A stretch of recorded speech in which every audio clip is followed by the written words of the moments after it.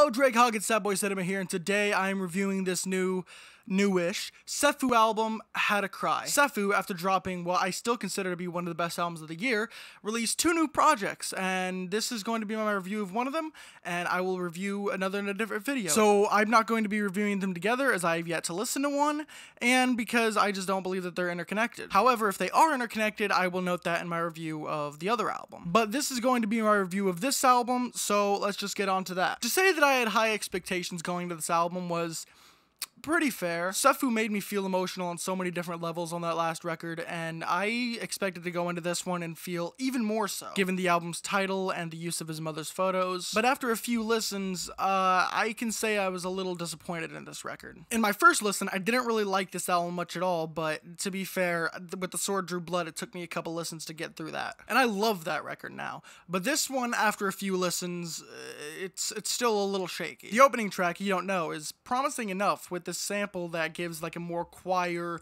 more gospel feel to it. Something completely opposite to The Sword Drew Blood. While that album did have soul samples, it was manipulated in a way and added more synths and piano to make it feel more glitchy, more experimental, whereas this stripped-back vocal sample feels very melancholic, like you're sitting in the pews at a funeral. And that's not even touching on the very poignant lyricism of this track, with lines like, double-edged blade, I was slicing me and you at the time, 2 out of line, ego and pride, I grew out of mine, seen my mama be with 2 at a time, trust fucked up, I seen crazy things like when the girl of your dreams put her nose to the line. This track is just very well penned and performed and gives such a high bar to the start of this album. Now, does the rest of it deliver? The following track, Urgency, introduces something that The Sword Drew Blood didn't really have, and that is features. While it did have Chris Ellis's vocals on a couple tracks and an entire song of him where it's just him playing piano, he didn't really have a verse. He was more of the guy to do the chorus or do this piano thing.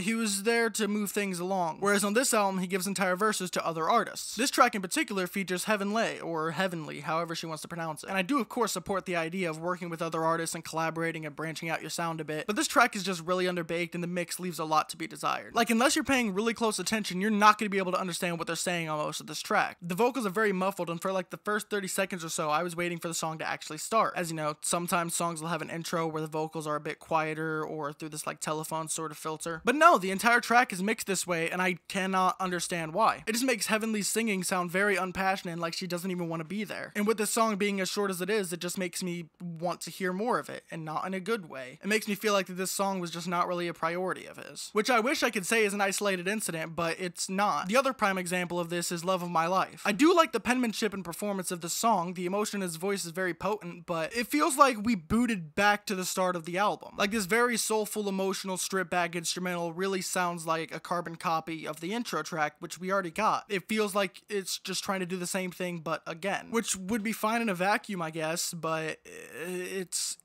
we're on track 4 of the album. I don't feel like the album should be starting up again. And that's not what I meant by it applies to this track. At the end of the song, for no real reason, it cuts to a random soul sample that just plays out for the rest of the song. And it's only about the last 20 or so seconds of this track, so it doesn't add a whole lot. It doesn't transition smoothly into it either. It's just a random cut, and then you're into this weird section. It just feels like a half-baked idea that didn't really go anywhere and had no real reason to be there. The features on this album aren't entirely utilized poorly. Misery with Kamize, please don't get mad at me if I pronounce that wrong. His performance on the track is actually really good. And it's not like a featured artist taking up an entire track is a bad thing. One of my favorite albums of all time does it. And it's not a bad thing here either. The feature gives a nice enough performance, and the instrumental is strong enough that it's a pretty good interlude. And then after that track, we have All I Have, which, from here on, the record is mostly solid. It has a really nice chord progression, really nice chorus, really nice performance. The sample kills. The way that he flips the sample to be as catchy as it is. It's also well done. And this track is one of the prime examples of how this album is a much different experience than The Sword Drew Blood is. While it does have some autotune at some points, this song would not fit on that album. For one, there are actually drums. And for two, whereas that album was mostly about romantic interest, this song, I look at it as escapism from the realities of whatever happened to his mother. It's not really overt with the grief or pain in its lyrics, but the few times it does mention his mother or his father or his nana, it is all penned in a way that is very impactful. And that sentiment can be said for pretty much the rest of the LP. And then we have the closing track, Alas, which I really like the performance. The lyricism is good, the performance is good, the beat is good. The mix is trash. Like mostly every other mix on this album is pretty damn solid. How do you mess it up on 2 tracks? But yeah, I enjoyed this pretty melancholic album from Sefu, and I can't wait to hear what he does next. As I said before, my next review will probably be the other Sefu album.